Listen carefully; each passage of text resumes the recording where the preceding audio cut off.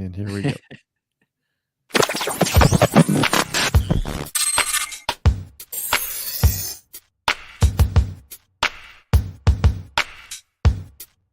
Well, here we go again. You got it where you wanted. Play great coverage. Know that they're going to try to get the ball to Kittle up the seam. Here it comes. Snap back to Garoppolo. Pocket crumbling. He spins out. He's hit. He's wrapped up. He flips it forward. It's tipped. It's intercepted. It's intercepted. It's intercepted. Aaron Donald got pressure on Garoppolo, and Travin Howard clinches the NFC Championship game. With 1:09 remaining at SoFi Stadium, San Francisco is heading home. The Rams are staying home to play in Super Bowl 56. Yeah! We wanted it! Let's go! SoFi will host the NFC Championship game and the Super Bowl, and your Los Angeles Rams are going to play in both. We're going to the Super Bowl. What is up, everybody? This is Jeff Needs Sports. I'm Jeff. I got my partner Dan Felton with me tonight. This is our giant, colossal Super Bowl preview. Y'all know by now Dan is a huge Rams fan. Hence the intro, but we're happy for him. I haven't talked to him since the NFC Championship game. I'm gonna see how many years he thinks he has left on this earth after this playoff run. But thanks everybody for watching. Thanks everybody for listening, and we're gonna have a good time. Dan, how are you, man? I'm good. That was a hell of an intro. I was amped up. Now I'm ready to go. Like I need one of those every time now. Yeah. I thought you deserved that. Like you've been patient all season. I cursed you a couple times. I think I've completely reversed the curse now, and I think I'm a good luck charm. I feel good about that. So I want to do something special for you, and mainly I just wanted to get the energy up in here. I wore Rams blue for you. My son will slap me in the face the second he sees me.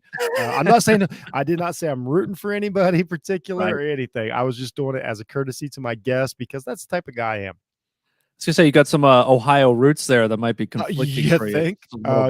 Just my mother and my son. No, not a lot of people. No big deal. It's good to be back, man. I'm glad to swing by here and do a little Super Bowl preview. This is such a rare experience to have the chance to come and do a podcast as a guest to talk about my own football team going into a Super Bowl. It's wild. And I get it, man, because, I'm obviously my number one, passion is the Ohio State Buckeyes. And I got to do national championship previews, last year and also experience. So actually 2 years in a row, I was doing a podcast and the Buckeyes are in the playoffs. So I kind of get where you're coming from. At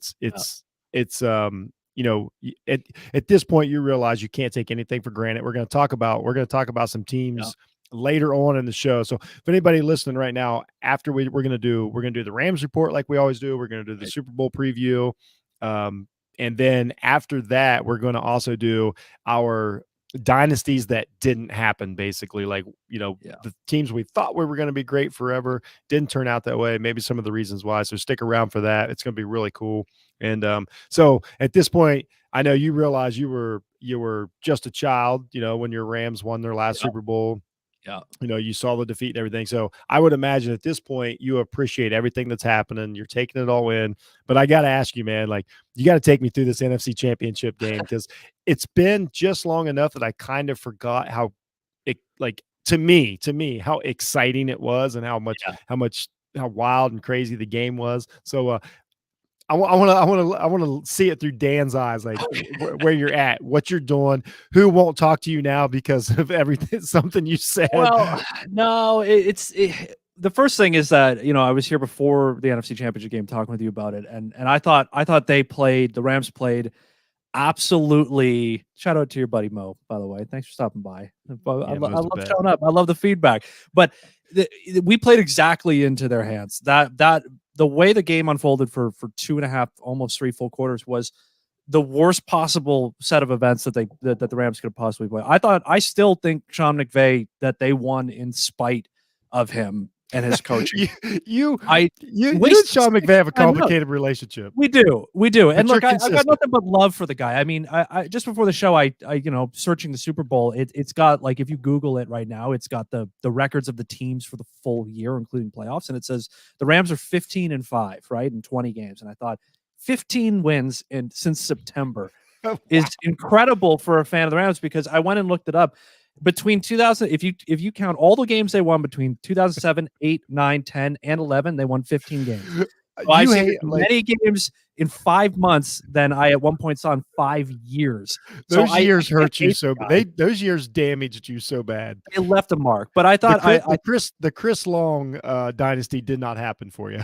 oh man, real. I hate to use the whole like real fans, but like real Rams fans can name players from that area that are just random nobodies that came and went. That at the time, like I remember thinking Ronald Bartel was like the greatest corner we had in like years, and I was like, God, this guy's gonna be great. Like, no idea what happened to him, but they played so poorly in the first half, and they played right into San Francisco's hands.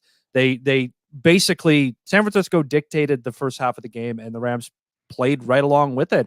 They didn't necessarily force turnovers or anything like that on them. I mean, there was the interception in the end zone, which was really just a very good defensive play to tip the ball, tip it up, and then have another player, catch it and run it back. Things really kind of fell against the Rams after that, because I mean, it would have been a quick touchdown to start, and instead it was, dead even, and San Francisco got control. But midway through the second quarter, I pretty much was in a point where I thought, this is going to be the worst experience of my life. I'm going to have to listen to Niners fans all year. They're never going to stop. This is the big upset. They're only here because we blew the Week 18 game to let them into the playoffs. And then it was just basically, football. The thing that I love about football always is that, 60-minute. It's such a cliche, but a 60-minute football game is 60 minutes for a reason, because it's never the same from the start to the finish. And the talent of the Rams just prevailed in the last 15 minutes of the game. Like the Niners just weren't able to get away with doing what they had been doing. They had to put the ball in Jimmy Garoppolo's hands, which finally in the fourth quarter, the Rams managed to dictate the game enough to make the Niners play the way the Rams wanted them to play, and to get away from the running game. As much as I'm criticizing Sean McVay, Kyle Shanahan, yet another double-digit lead in a major game blown. It's starting to become a bit of his reputation. So my heart rate was through the roof as I told my buddy Chico, who's a Bengals fan, and he said the same thing about watching the AFC Championship, that I felt physically ill after the game was over. Like the tension release was like, it was such a great day. Incredible game. I don't know, thinking about this one versus the New Orleans NFC Championship a few years ago, I don't know which one was more emotionally draining, but I think it's probably this one, and there's no referee call that we can fall back on either. So I don't like, at the time, I remember, I mean, I've done shows about it and everything, but I'm just, a few of the plays that stood out in my head was the Cooper Kupp, the huge pass play to get him down into field goal range was great. Again, Kupp comes up big, Stafford comes up big. And a question I have for you: how did you think? Because this is what this Super Bowl revolves around. There's no reason to skirt around this. How did you think Stafford played in that game? We've already talked about how he played against Tampa Bay. Yeah. We both gave him a very positive rating. How did you think he played as objectively as you can be in that game? Hey, look, one thing about me is I'm a diehard Rams fan, but I am never above being objective. I'm not. That's why you're here, man. I'm never a homer when it comes to my guys. If anything, I'm a complete jerk. You're all the time. Yeah, you're the Rams version of me. I promise. Yeah, I get it. That being said, I thought he played as good as he could against the way the Niners played a great game defensively. I mean, they didn't necessarily force turnovers, but they just did the same thing that beat Aaron Rodgers, that shut down that unstoppable Cowboys offense and all that stuff. So, I thought Stafford again showed that, like I said, over a 60-minute football game, if you think you've got this guy cornered, he repeatedly in his career shows that you don't, that it's just, it's a couple of bing, bang, boom passes to really open it up. That third down to Cooper Kupp is the play of the year to me. And maybe the player who deserves all the praise in the world is Sony Michel, because on that play, Cooper Kupp gets jammed hard at the line. He does a little sort of zig out and across. He's draped in coverage. So Stafford delivers an absolute dime, and Kupp makes sort of an over shoulder catch with a guy draped on him. And then great yak player that he is, breaks the tackle and gets another 20 and sets up the game winning field goal. But it only happens because Sony Michel, who's a great pass pro running back, identifies a blitz, sees the linebacker coming straight into Matt Stafford's face, puts his head right into the guy, takes a shot, and gives Stafford that extra half a second to deliver that throw. Well, let's think about it. I mean, it doesn't happen. Look at where Michelle came from. Like that's what they do. Like, you know what I mean? That's what he's learned. I thought, when we'll talk about this here in a few minutes. Sure. When they got Michelle, this is exactly the type of player that I thought they were getting, and it paid off. I thought Stafford played really good. Kupp just always plays good. I thought Donald. I think we've said this a couple of weeks ago that this is Donald's playoffs. I really think that this is Donald's playoffs. I thought he played great. Obviously they didn't even sack. They actually didn't finish the game with a sack, if I remember now. It was amazing. Didn't actually get one, but the like I said, the fourth quarter of the game is when the levee just kind of broke. San Francisco did such a good job of protecting Garoppolo, which he needs clearly, because he's not really a guy who's going to make the play on his own. But when it got to the fourth quarter, you suddenly saw, and maybe it was the speech Aaron Donald gave to the defense or something, but all of a sudden it just started to crack enough that they pressured Garoppolo, and that made all the difference in the end. So, I mean, it's just it was just persistence on their part to keep getting after him. And I was really impressed of how they stuck with it. They stuck with their game plan. They stuck with what's got them there. They just like you said, let the talent prevail. All those things. They didn't knee jerk. Stafford didn't collapse again for the third game in a row. Huge, ginormous game in a row. Just all the little things they did. But I gotta ask you, man. We all know the other play of the game is the not interception. First of all, Stafford made the right read. Like it was Jefferson, correct? Yes. I believe Jefferson. Jefferson was open. Stafford can make that throw. I don't know what happened, and everybody pounces. But so you got to take me through this. Struggled. I don't know if there's going to be something after the year is over that we come through, because he has struggled to hit those deep shots from about the 5th or 6th week of the season onwards. He's thrown a lot of ducks. Well, that's what I keep hearing too, and. Last year with Jared Goff, I even came on your show and said this. The biggest problem with the Rams offense last year was that they couldn't take the top off of defense. And Stafford solves that problem just by his arm strength, but they haven't been able to do that. And it's one of the things I worry about going to the Super Bowl, is that if Cincinnati's safeties come down and play a little closer and we can't take the top off, it's a problem. That being said, you're right. He was open. It was the right read. It was a terrible throw.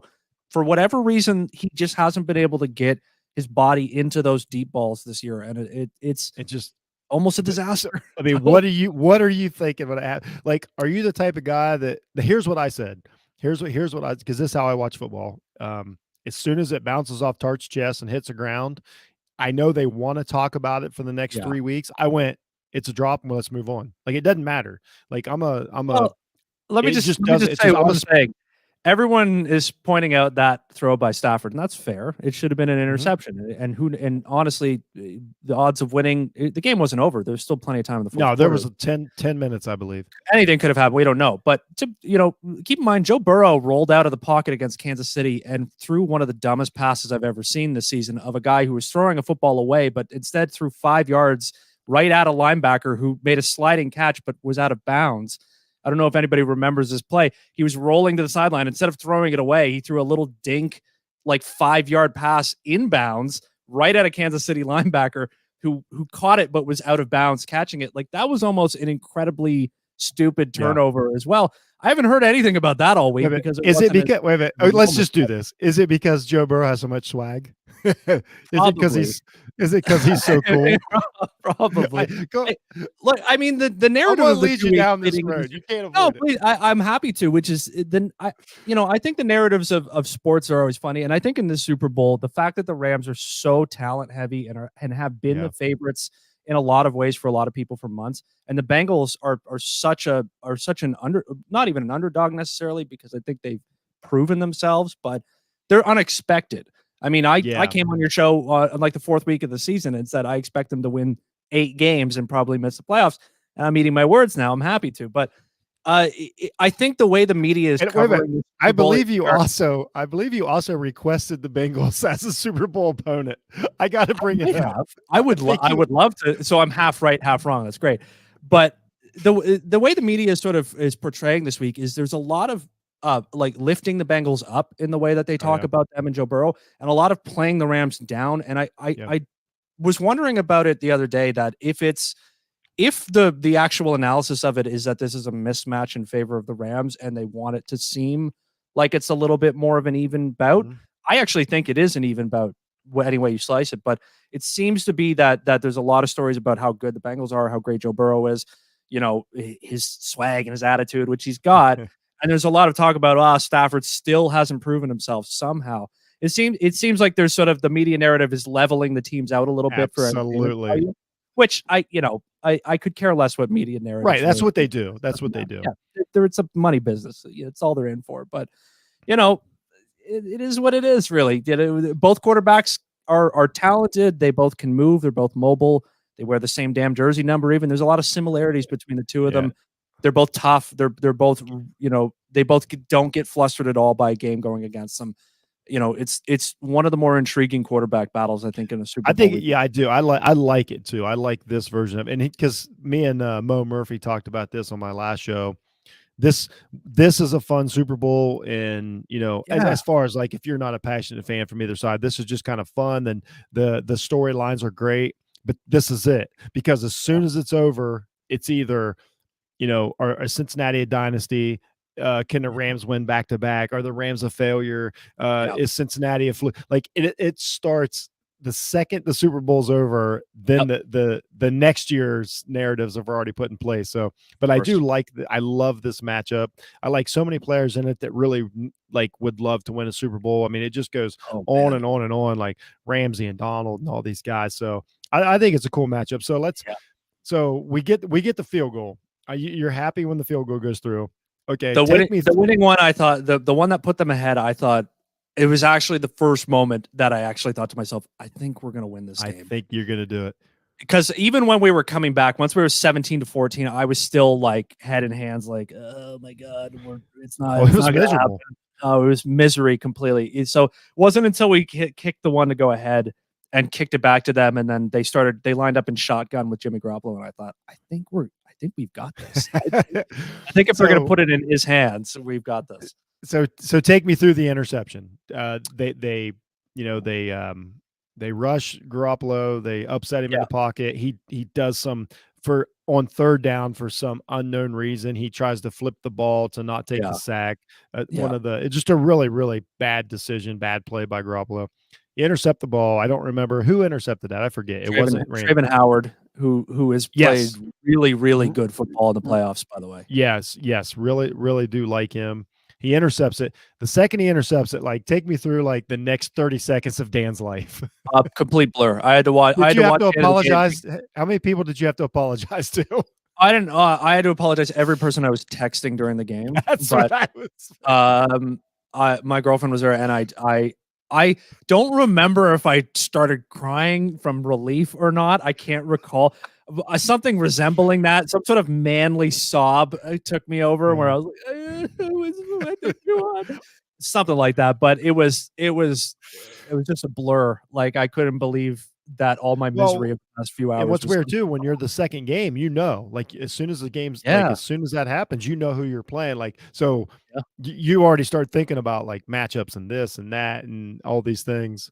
Well, again, one of my oldest friends, my buddy Chico, who is a wonderful sports reporter and somebody that everybody out there should be following on Twitter and checking out his stuff too. And he's the only Bengals fan I know. He is the most diehard Bengals fan. He is a huge Bengals fan. So immediately to text him and be like, I guess this is it for us. He's been waiting forever, and I'm always waiting to see my team win. So I texted him today and told him this is like a Shakespearean tragedy, right? Like one of us on Somebody Sunday has to lose.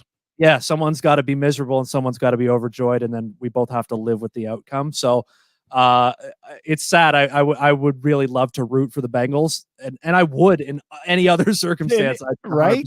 Bengals, but not this time, unfortunately. I think a lot of people are like that. As far as this goes, I think there's a lot of people that are like, I can feel good for both teams now. Well, let's get into this. Here's the narrative. Sure. Here's the narrative. You've got one team that's perceived as the quote unquote dream team. The LeBron style team. They're built. They brought in free agents. They traded all their picks away. And me and you have talked, I bet 3 times about how we don't give a shit about draft picks if you're going to get me to a Super Bowl.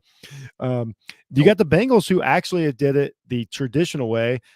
Nobody will say this, but it's because their owners are so cheap and won't pay for anything that they would never, ever trade anything away because they wouldn't want to pay a superstar. So you got the Bengals who almost all their best players or important players, not best players, because there's so many different. You got Burrow, who was drafted. You got Chase, who was drafted. Again, both of them drafted because the team was bad. Yeah.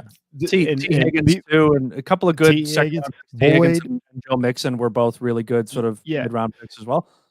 And so what I'm getting at here is, though, and I always say this, when they're saying like, well, that's the right way to do it. Well, what were the Rams supposed to do for the last 6 years? Be bad?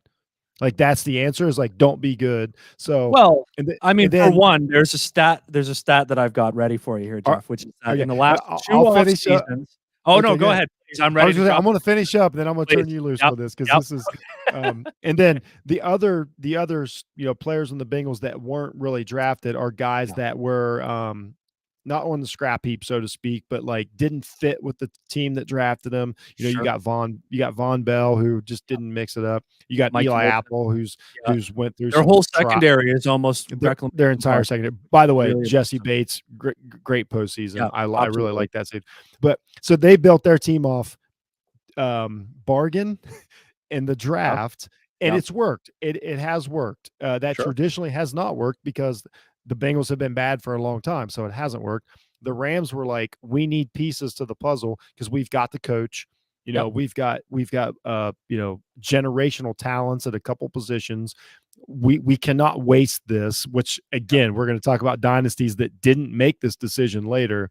So the Rams went the other way, said, we don't care about draft picks. Get me the guys. We're going to win now. We're all in. So now, Dan, you just go, man. Give it to us. Give us the assorted goods version of how to build an NFL team. The stat that blew my mind this week was that in the last 2 off seasons, I've got it right here, between the Rams and the Bengals, the Rams have signed 10 players over the past 2 off seasons in free agency, spent $36 million. That is dead last in the NFL for free agency spending.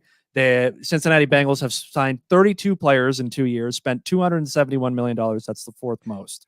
So, but the narrative of buying your team, buying with assets is not the same as just buying free agents. And honest to God, this isn't the MLB.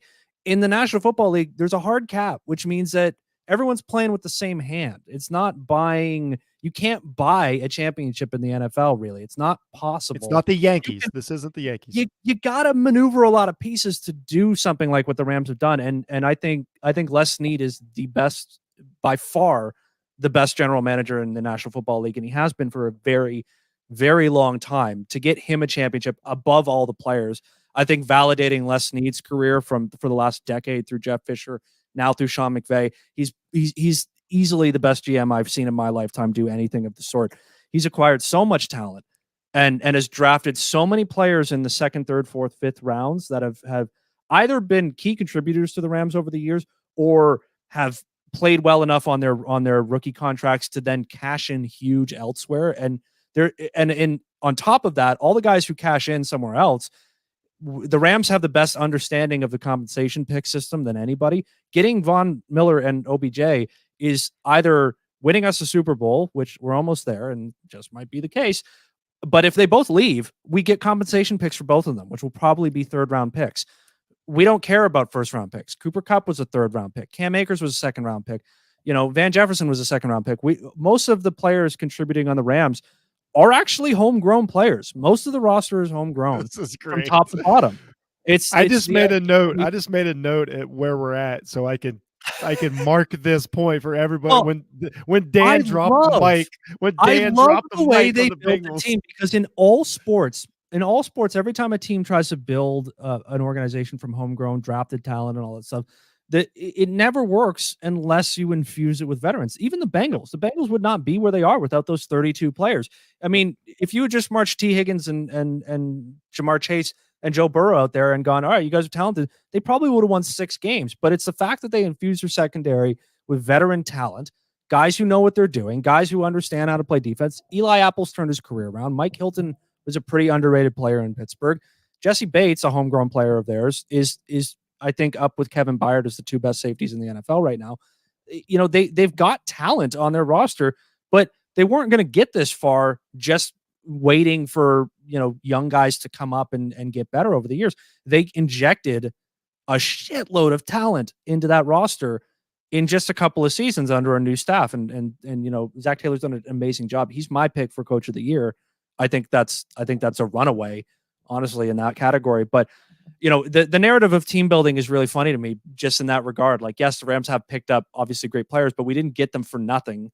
You know, there actually haven't really been a lot of marquee free agent signings since Whitworth and Robert Woods 5 years ago. It really hasn't been that way. So yeah, this interesting to see that.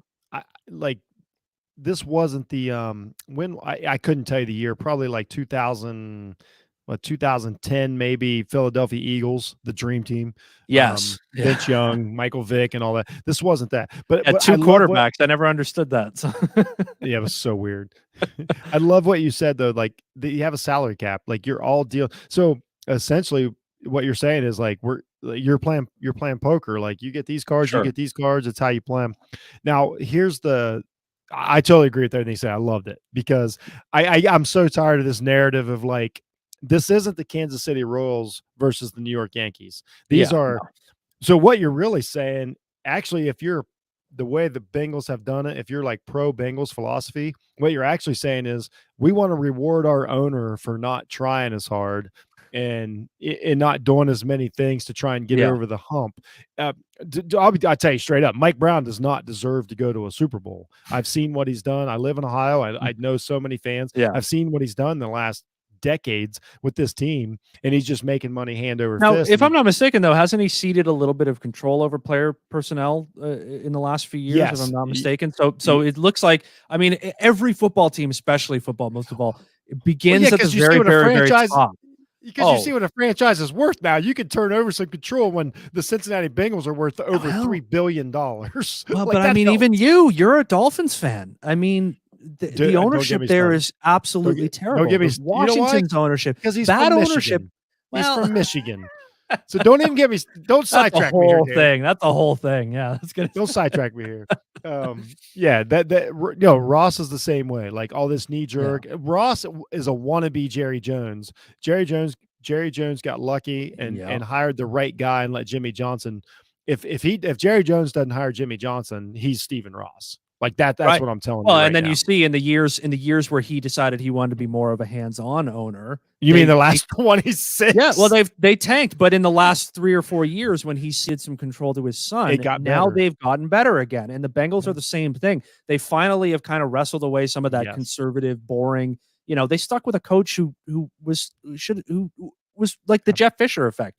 How is he keeping this job, winning 7 games a year? They finally have kind of opened it up management wise. And look, they spent $270 million. They've infused a young roster of talent. I love the way the Bengals have built their team. Yes, really. They've got all these young guys on rookie contracts. You might as well spend all the money you want on all the other players right now and let those guys do what they're going to do. And then obviously in 2 or 3 years, you're going to have to let a bunch of them walk, pay Burrow, pay Chase, pay T. Higgins, pay these guys. And then you're going to have to build it the other way. You're going to have to get cheaper veterans. You're going to have to fill the roster in a different way. They have done as much as they can with what they have, and they've done it.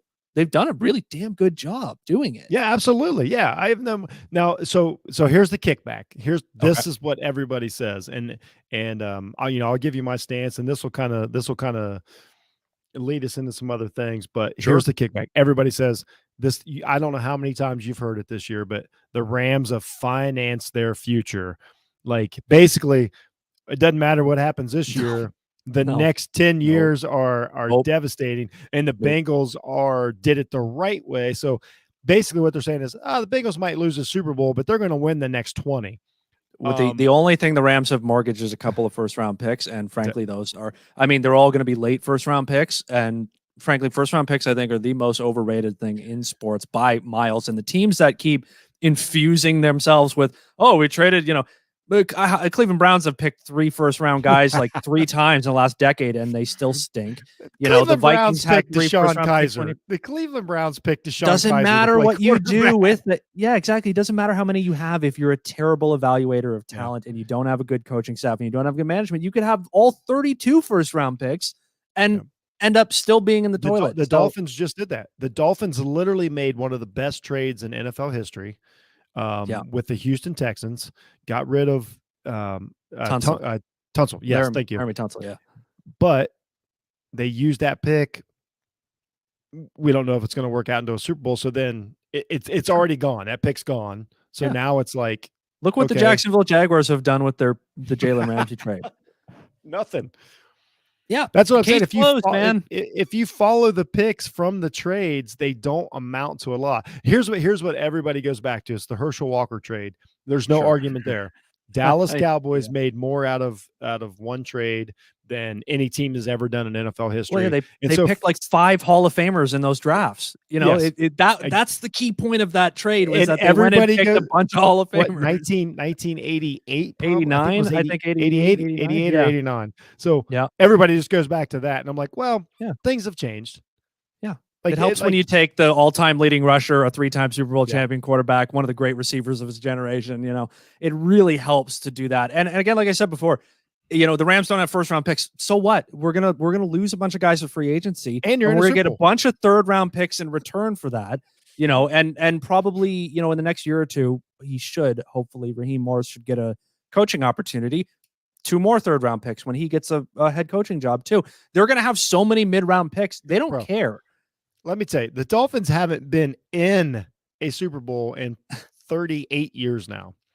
Not that you're counting or anything, but right. So my point being is, like, there is no the Browns have never been in one. Like, there's so many teams that have never either never been in one or hadn't been in one in decades. This whole thing about judging the Rams because they traded for players. I'm like, what are you talking about? Like, it doesn't make it. You want me to name the first round picks we had for years who could barely play football, period, and maybe I don't even think got another contract in the league.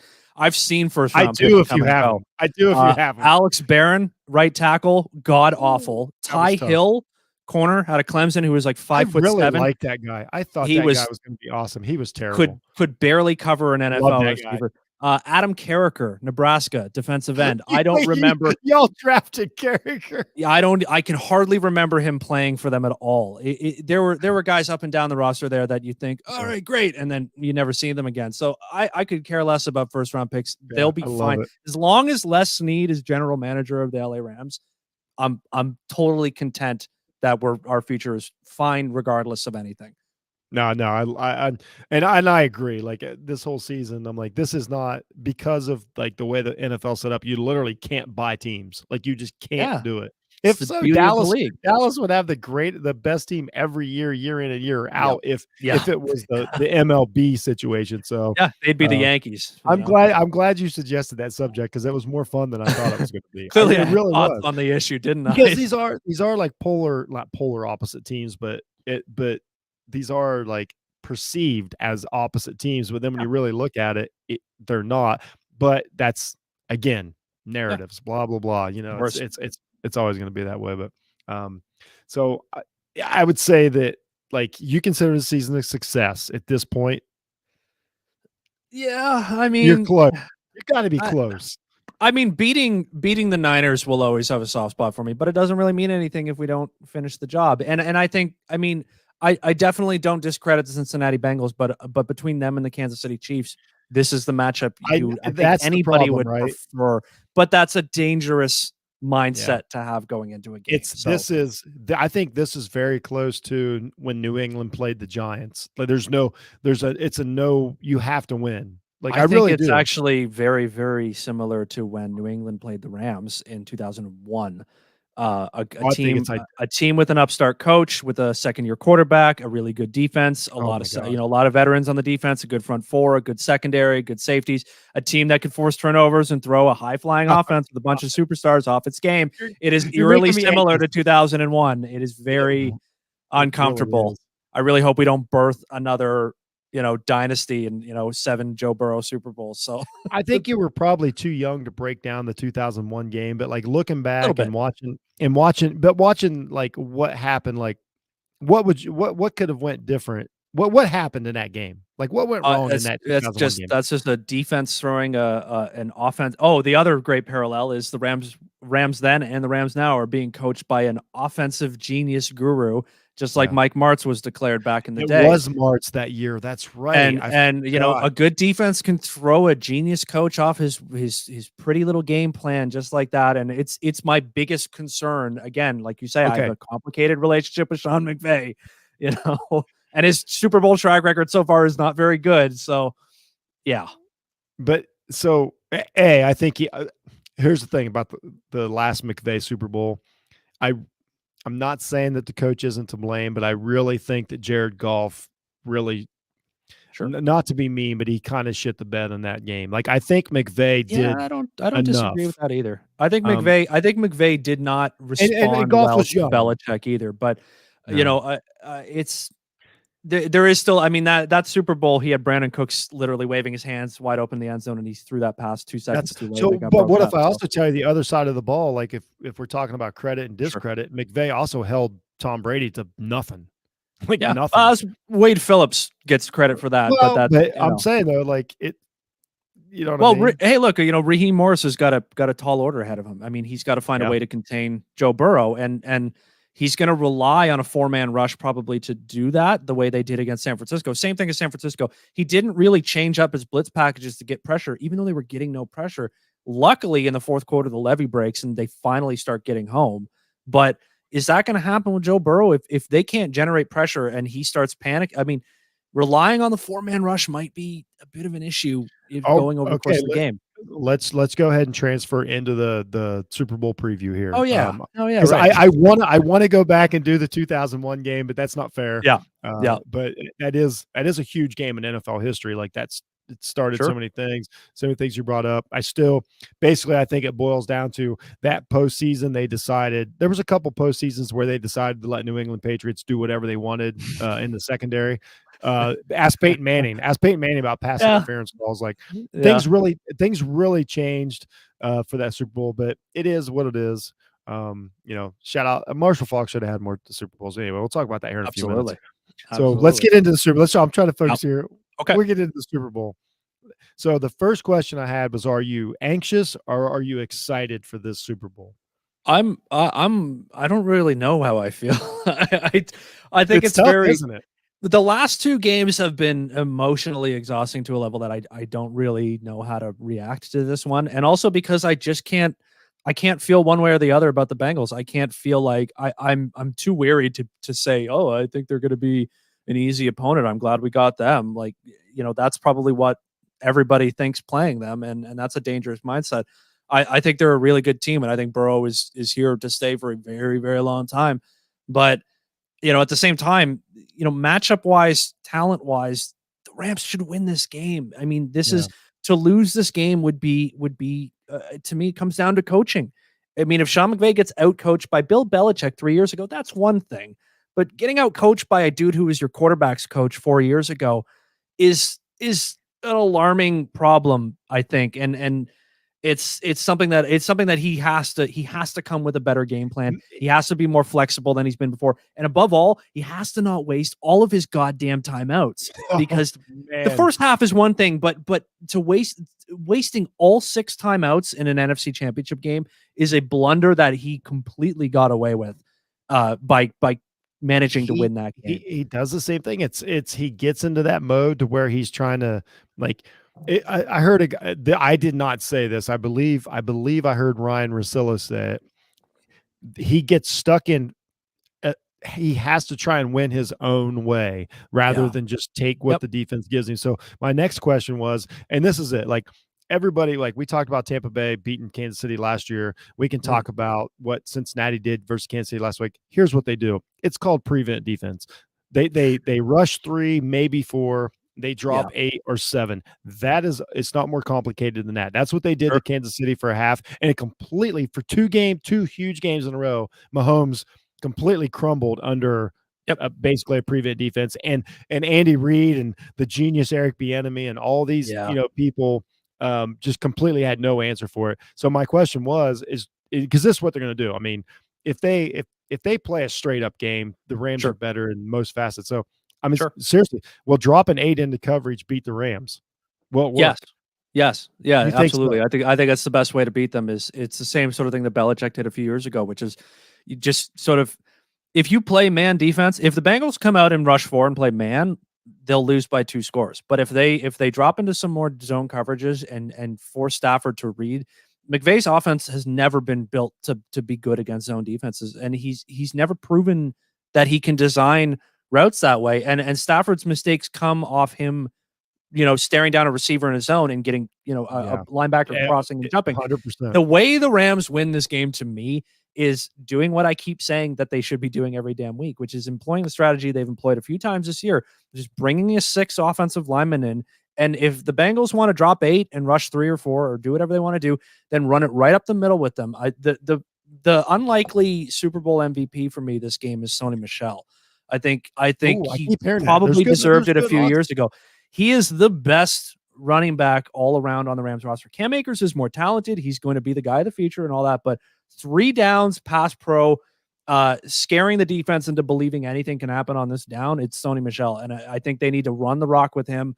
They need to set up their play action passing game. They need to get the Bengals out of that hole. We're going to drop coverage because they've got a really good secondary, a really good veteran secondary that makes plays and has made plays all playoffs that have changed the course of their games and the course of their season. So I think establishing a run game immediately, drive 1, come out and give a look that makes them go, oh shit, who are these guys?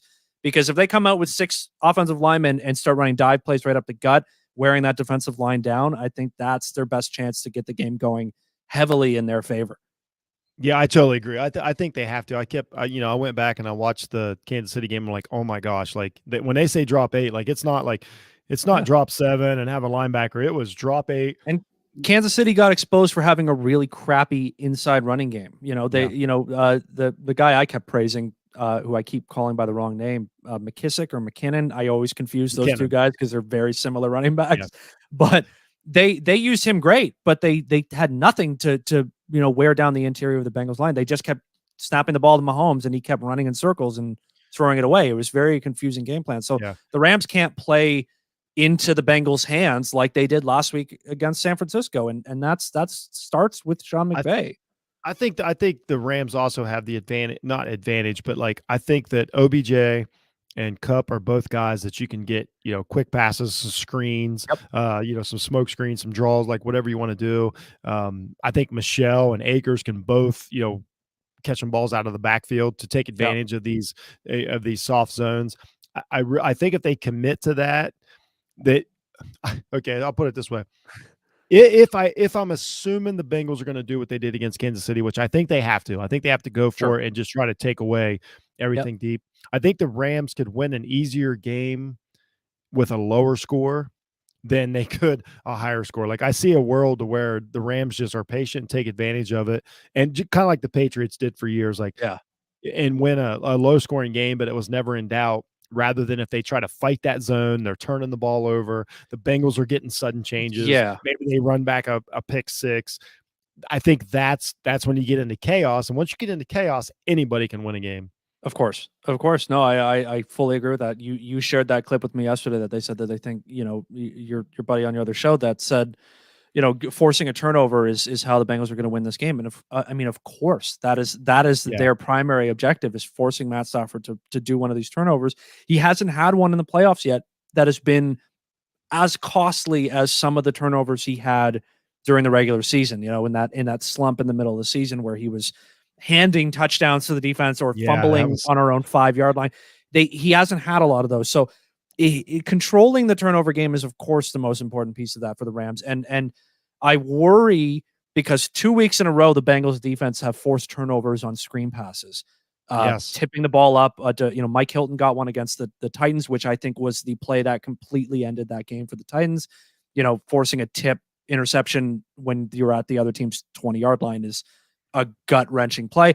And then they got one last week too. They get their hands up when they see a screen coming or they feel a screen coming. And I mean, the Rams are going to have to find a way because we love the screen game. We love those quick ones. They need to be aware that the Bengals are attuned to stopping those passes. Yeah, I agree. But I think it also goes the same way for the Bengals. Like if you look at some of their stats, they have thrown a bunch of screen passes and short passes. Like we're leaning towards the Rams here because obviously you're my Rams guy and all that. But the Bengals do a lot. But I'm saying the Bengals have a lot of these same Well, they have to. I mean, they quote have unquote, to. like tendencies. They do a lot of that. I love, we all love Burrow. We know what he's done. We know where he's at. But as far as like how he's actually played, he's made really big plays, but his overall play hasn't been off the charts, Sure. So he's running for his life. I mean, yes. we're talking about the last year's Super Bowl. I mean, a bad offensive line. They've done. I don't know. I mean, it's one of the great. We've done again. Zach Taylor, Coach of the Year to me. Absolutely. The fact that he's managed to win 3 playoff games with an offensive line that bad is astounding to me. But I mean, that's a very thin ice to walk on for a football team, even with a guy like Joe Burrow. Yeah. I mean, the Titans sacked him 9 times. They had no business winning that football game. Ryan Tannehill pretty much coughed that game up to them in the worst possible way. So, I mean, I expect it to be a close game, but if the Rams defensive line, specifically Aaron Donald, I think this is Aaron Donald's Reggie White moment. It has to be. He's gotta get a couple. He's got to get home, and he can't wait till the fourth quarter to do it, or somebody else has got to do it for him. Leonard Floyd needs to make a sack. A'Shawn Robinson, Greg Gaines has been playing out of his mind for the last 10 weeks. Someone else. It can't just be Aaron Donald. He's got to do his job, but somebody else also has to supplement him in the pass rush as well. Yeah, and I think they will. I mean, I can see, again, I can see a world to where, one of these other guys are the best player in the game because of what they do. And we've said this about Donald how many times, like he can have an average game and somebody else can get off.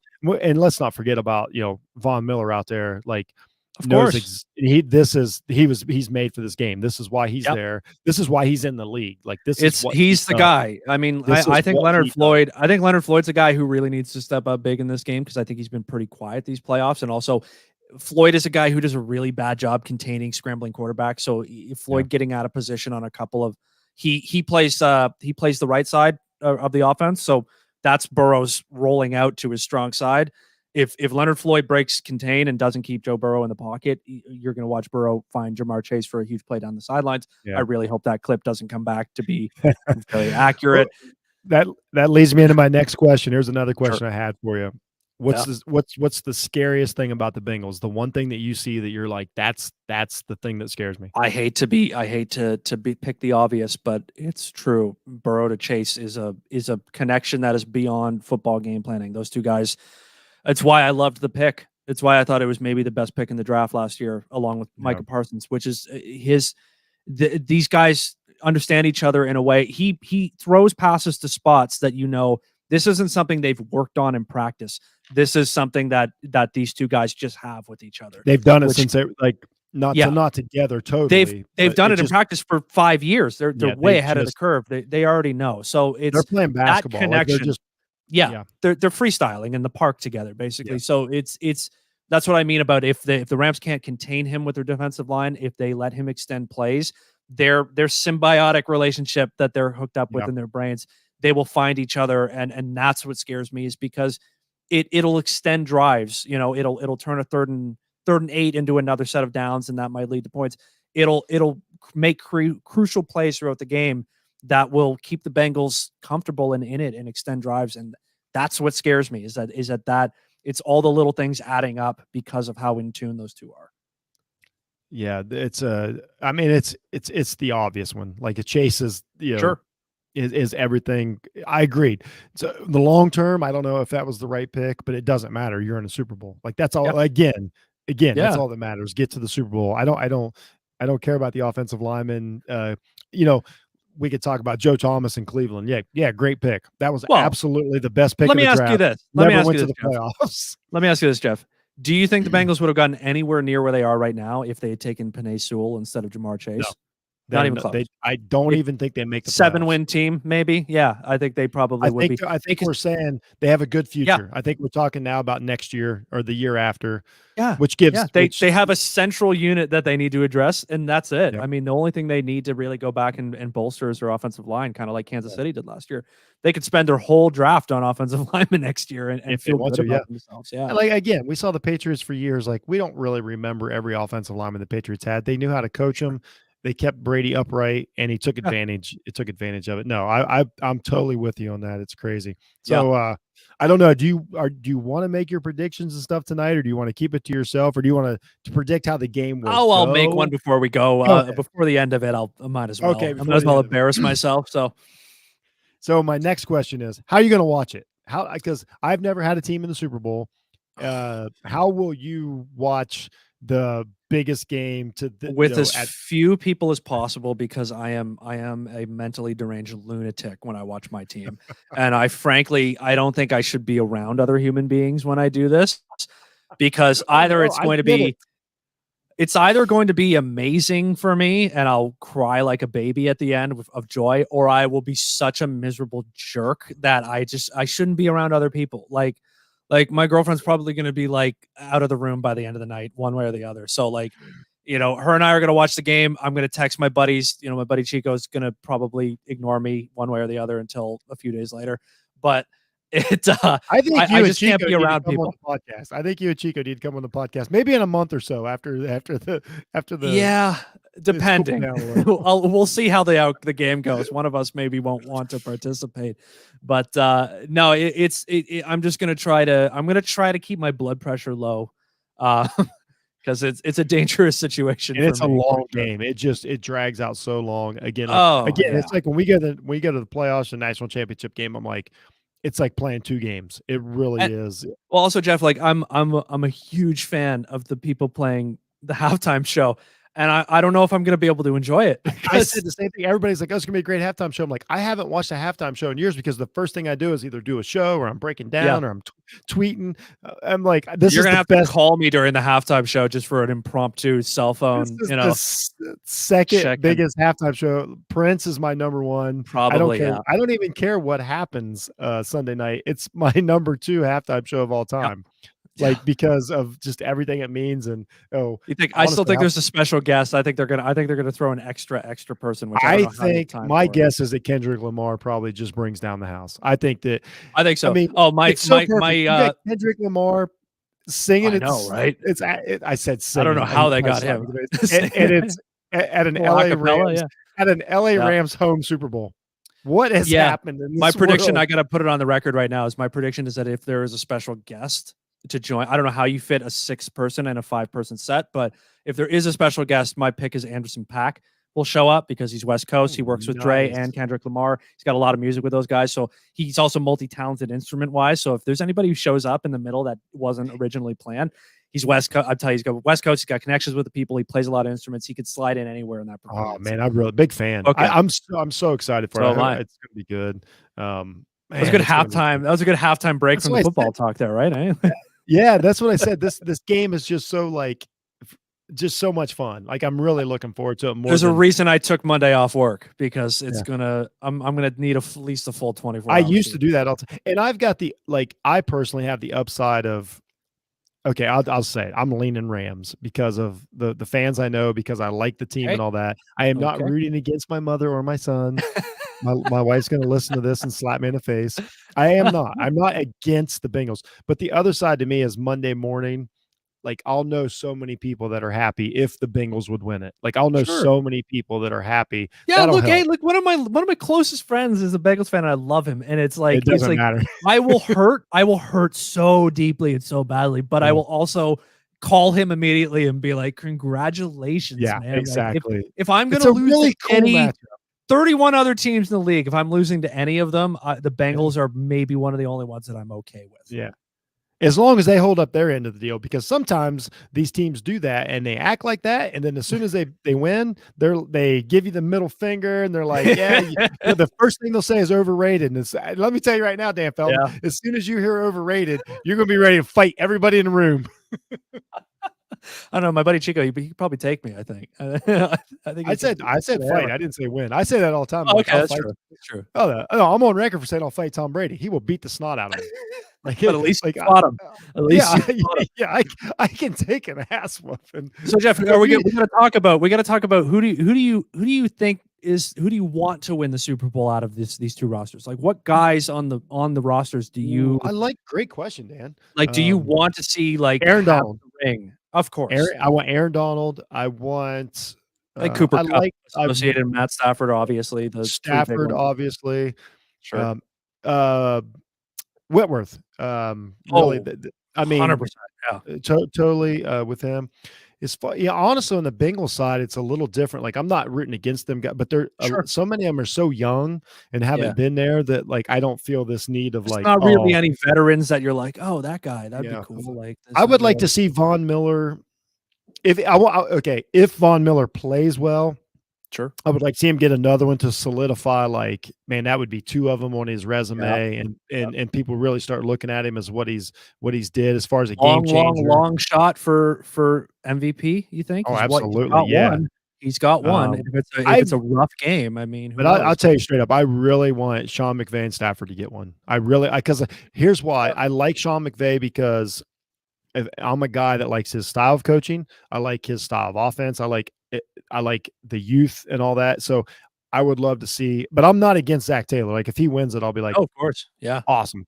But I really want Stafford and McVay. Like, I will feel really good for Stafford. I've been on Stafford's side the whole time he was in Detroit. I swore that by the time he retired, he'd probably have every NFL record. He may still.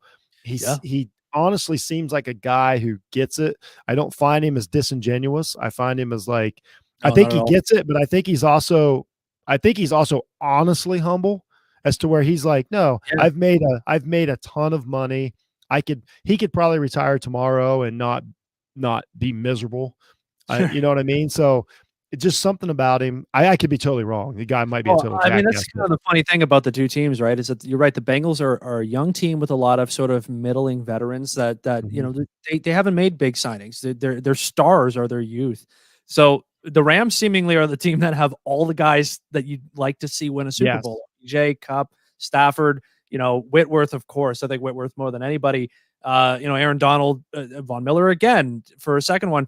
Jalen Ramsey getting a Super Bowl ring would, I think, solidify his Hall of Fame career just about. Absolutely. But above all, Eric Weddle is I think the story of the playoffs. Eric Weddle, one of the greatest safeties of the past 20 years, Hall of Fame, absolute Hall of Famer to me, walked onto the team in the playoffs after being out of the game for 2 years. He played every snap against San Francisco. Amazing. Led the team in tackles, and he's now, I don't know if people know this, he's got the green dot for the Super Bowl. He's calling plays for the Rams defense in the Super Bowl 3 weeks after coming off the couch. I did not know that. Remarkable. I mean, maybe one of the craziest stories I can remember in any sport playoff run, any championship run ever, really. A Hall of Fame guy after 2 years not playing the game at all. And he did not look good in 2019 when he played with the Rams. He really was highly suspect. There's a reason why they didn't make the playoffs that year. And if he played like he did this playoffs back then, he would have had a completely different season. So it's a hell of a job. It's maybe the most amazing story. It is an unbelievable story. It's actually it's an unbelievable story, because when they brought him on, when Fuller gets hurt, I'm like, okay, they need a guy on the roster. No, this guy's playing. And I did not know that he was going to get the green dot. He also came in because Taylor Rapp has a really bad concussion and has been suffering for that for about 3 weeks. Taylor Rapp's supposed to be back for the Super Bowl, but he's not getting his job back because Eric Weddle has clearly earned the right to run the defense and played his ass off against San Francisco. He played a really nice game. He led the team in tackles against the Niners and made a couple of hits in the backfield. He made one stop on third or fourth down in the backfield. That was one of the plays of the game, honestly. So it's crazy. It seems unfair. It's like a video game that you just, like, the guy comes out of retirement, he just plop him in the roster, and he's Eric just as Weddle has the greatest hold my beer moment, well, I don't in one of the in NFL history. I'm just casually gonna go win a Super Bowl with the team. Bye. Let's see you. See you in a month, honey. Like It's like Jim Plunkett back in the day. Like basically, could barely make it in football. He's 40, whatever, like 40 years old. Wins the Super Bowl. watch What? Brady in a year from now. Some team's quarterback gets hurt week 17. I can see this. Okay, I can see I'll join I'll join whoever. and I'll win a join Super the Bowl. Bengals or whatever. So, yeah, why not? No, you're right. You're right.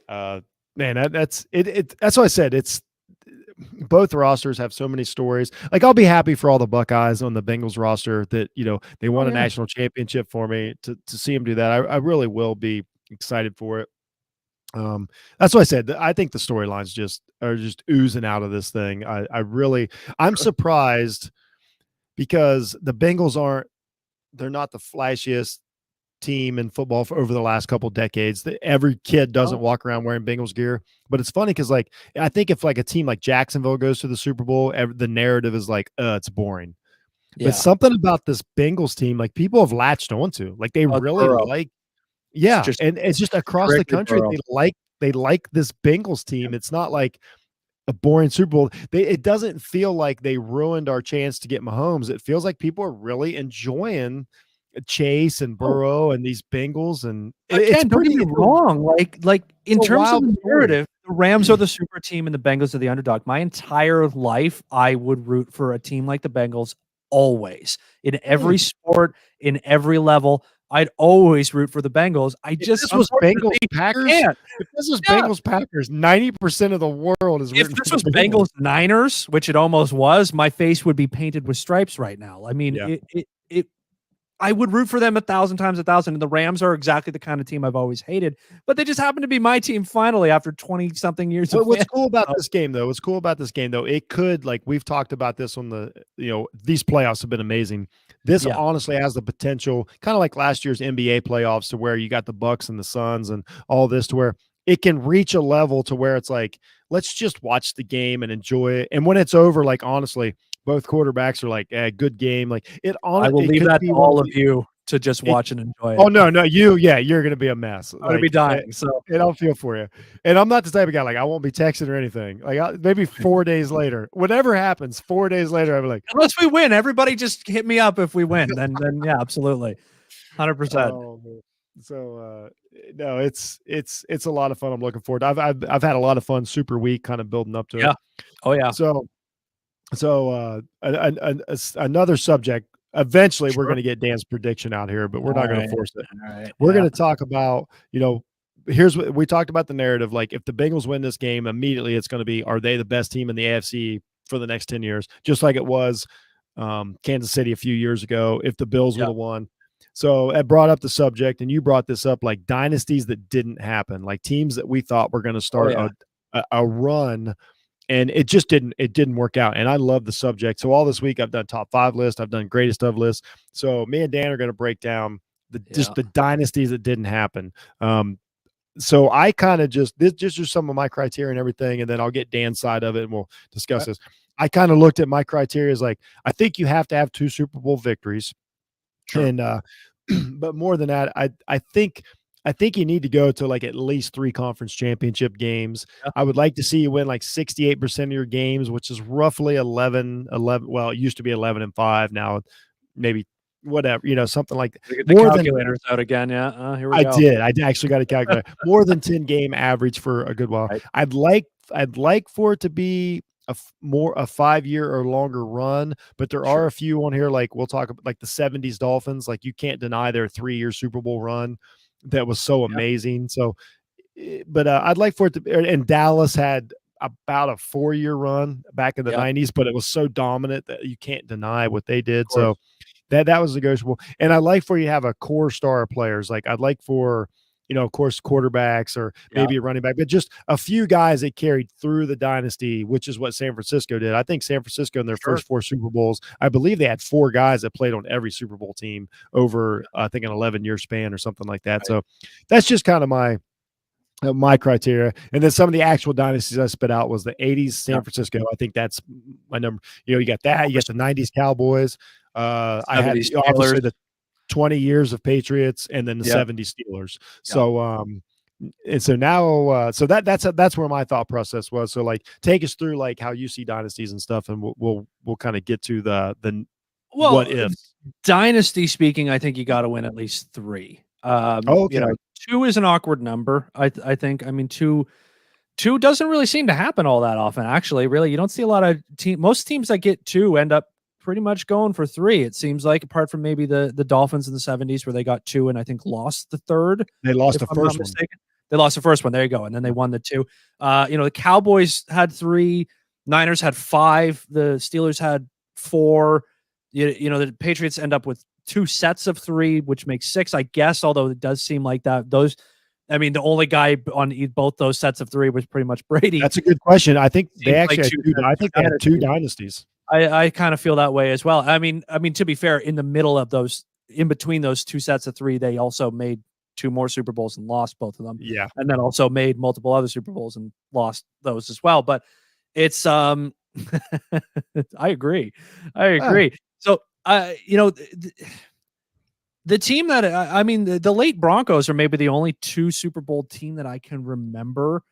Even the Giants won, I think, 3 under Parcells, did they not? And the Washington former just 2 under Parcells, and then Coughlin coached the next 2. Washington won 3, if I remember, with Joe Gibbs, right? Gibbs did win 3, yes. Oh, you know what? I forgot about Washington. Yeah, what a run! Maybe the most underrated dynasty, and you know why? Because they didn't have any star quarterback. They, Riggins was an 3 different quarterbacks at that point. 3 different quarterbacks, 3 different Super Bowls.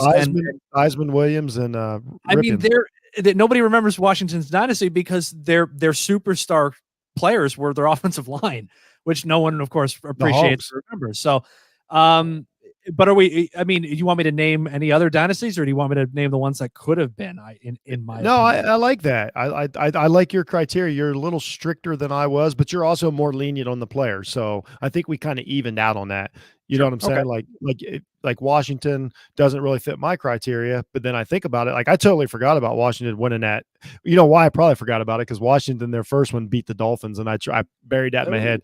That was the famous John Riggins run. Marino's only appearance, was it not? No, Marino was the next year against the 49ers. Oh. So the year before that was Don Strock, which is, oddly enough, my son played with his nephew. That's just a weird side note. Fun fact. Okay. Yeah. So Don Strock was the starter that year, and then Marino took over the next year from Strock. Actually, Marino didn't. I believe, if I'm correct, Marino didn't even play his whole rookie season. He took the job and then, went to the Super Bowl. Yeah, and still set all the record. I bet at that point in time they went, "Oh, this guy's going to be back again and again." He's on my list. So you start with some of yours, like, I don't know how you want to say it. What went wrong? The what ifs, the didn't happens, or whatever.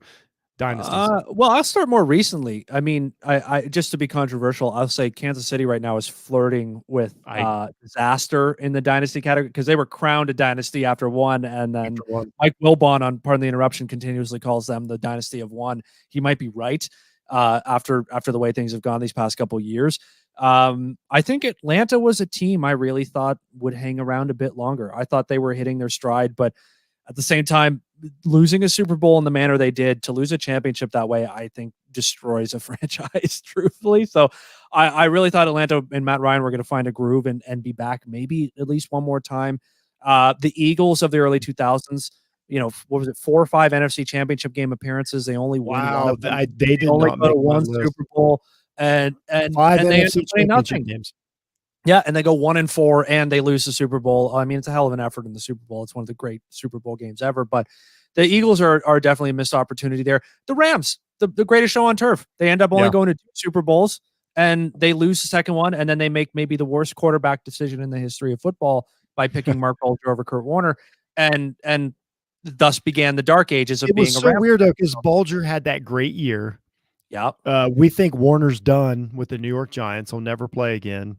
And then a couple years later, Bulger's hurt, basically out of the league. And what happens when you don't invest in an offensive line is what that is. And one of the reasons why the Bengals, so fortunate to be where they are right now, absolutely cannot wait. I mean, look at Kansas City. What was the first thing they did after last year's Super Bowl? Went and bought an entire new offensive line to protect their quarterback. So Bulger was the greatest example of a shell-shock quarterback, a guy who was literally seeing ghosts by the end of his career and couldn't complete a pass. So The Rams really missed out. I mean, all that you have 4 Hall of Famers on the same offense. The quarterback, running back, and not only that, they were destroying people. Like I think, we talked about the third, the second Super Bowl that they lost. I thought the next year in the NFC Championship game, what's the Buccaneers? Like that was Carolina. Carolina no. beat us in overtime. It might have been 02 or 03, but that was the year that Steve Smith took a slant in overtime and ran 80 yards to send us home. I apologize. I'm glad I brought both those memories back to you. And then I think it was 04 was the year that Michael Vick ran for 200 yards in the NFC divisional round. Those famous like leaping touchdown. Those games are the ones that I consider like brought down the dynasty. Like the Super Bowl, if you lose a Super Bowl, I do not hold that against you greatly. But if you lose an NFC or AFC championship game when you're like you talked about the Eagles or those Rams teams, like that Rams team they weren't a fluke. Like they were so good. They were so loaded. The offense was so perfect. Hall of Famers across the board. It just like what could have been. And then all of a sudden you're like, you had one of the greatest teams ever, which is awesome. Yeah. But they're also nothing came out of it, and it didn't spurn into anything else. Like it didn't last 10 years. Like you said, it crumbled pretty quickly. They had like about it was the and that happens. Really, I mean, the hardest thing I think all the time.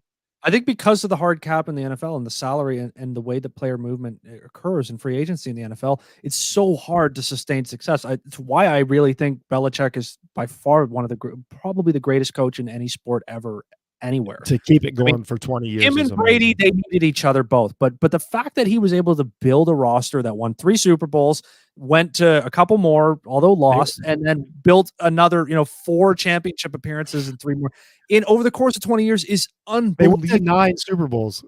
Yeah, that is ridiculous. And like I said before, none of the players on the last 3 or 4 were on the first 3 or 4. They were all different players. So it's not a lot of Hall of Famers either. Like honestly, like not a lot of like star talent outside of Brady. I don't know how many Hall of Famers there'll be up for. Maybe. And then as soon as he gets traded away, he becomes average. Like he was done at that. He was, I think there's a guy like Brewski was really good. Vrabel was really good for a long time. So some of them, just because I'm older, a few more that I had. You already brought up the '84 Dolphins. I can remember being a kid. Marino loses the Super Bowl he was probably about 22 years old. We just assumed that we would go to 5 more Super Bowls. Marino was going to win 3 of them. Not only that, he only got back to the AFC Championship game, I think, twice. Really never. And then that was the 90s. Bills was one of them. Like never sniffed the Super Bowl game. And then when it was all said and done, it was like, wow, what happened? Like this guy won 11 games every year for 15 years and nothing. So like that was one we had. I mean, we had Super Duper. We had Mark Clayton. We're missing maybe the most obvious recent one in the same vein, which is Aaron Rodgers and the Green Bay Packers. No, he's on my list.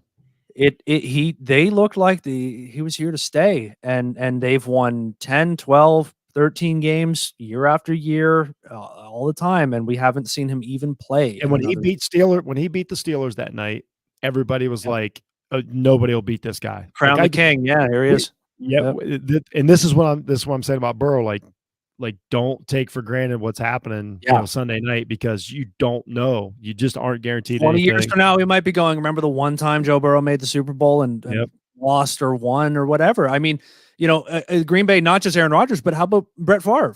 I mean, there's another version. I had the Brett Favre Packers on here. They go back the next year. They lose to John Elway. Never see him again. Never gets anywhere near it. So never gets back. Like nothing's guaranteed. I also had the Elway Broncos, the first version of the Elway Broncos. Like when they make it in '86, like okay, they lose in '86. They should win in '87. They get blown out again in '87. They make it back. They get destroyed. One of the worst defeats I've ever seen in '89 by the 49ers. It takes 10 years for Elway to get back and win his 2 Super Bowls, which was awesome. But it was just another one of those, like the dynasty that never happened. It's how the NFL works. It's crazy. Yeah. Look, I'll tell you a quick story, which is that 3 years ago when the Rams were in the Super Bowl, my girlfriend, she says to me after the game, because I'm demoralized. I mean, not as broken as I should have been, because it was the worst football game ever to watch. And by the end of it, personally defeated. I was just kind of like, well, this sucked, like all around sucked. And she looked at me and she goes, yeah, but you guys are good, and you'll be back. And I remember looking at her and I just went, I love you, but you don't understand how absolutely incorrect that is. You have no idea. We may never smell this again. I mean, she's obviously right now, so clearly I should have had more faith. But at the time, that's what I thought was this may be the only experience I have for the next. I might be 60 the next time they're in the Super Bowl. You have no idea.